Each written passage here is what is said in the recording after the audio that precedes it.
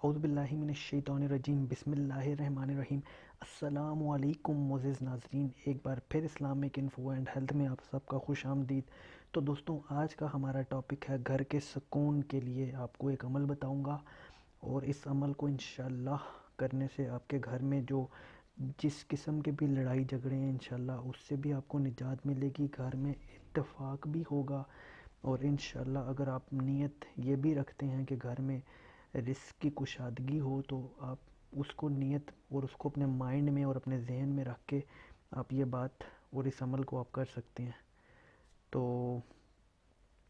اس کے ساتھ ساتھ آپ کے لیے گھر میں رحمتیں اور برکتوں کے لیے فرشتوں کی آمد کا سلسلہ بھی شروع ہو جائے گا۔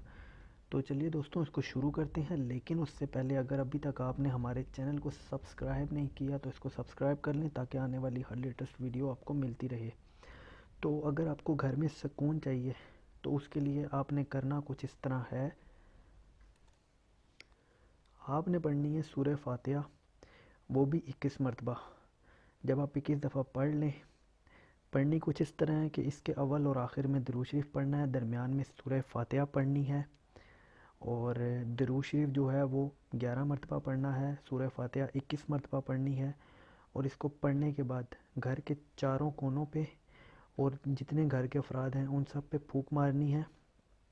جس گھر میں ناچاکی کی فضا ہو، ہر وقت یہی قائم رہتی ہو، اس مقصد کے لیے گھر کا کوئی بھی فرد یہ کام کر سکتا ہے۔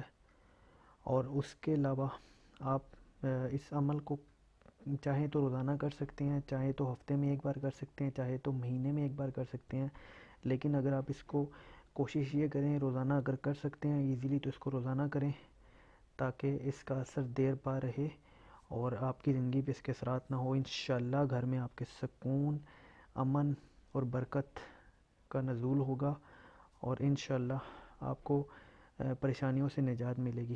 تو دوستوں، یہ تھی آج کی ہماری ویڈیو۔ اگر ویڈیو پسند آئی ہو تو ویڈیو کو لائک کیجئے گا، کمنٹ کیجئے گا، اور چینل کو سبسکرائب کیجئے گا تاکہ آنے والی ہر لیٹسٹ ویڈیو آپ کو ملتی رہے۔ اپنا بہت سارا خیال رکھیے گا۔ اللہ حافظ۔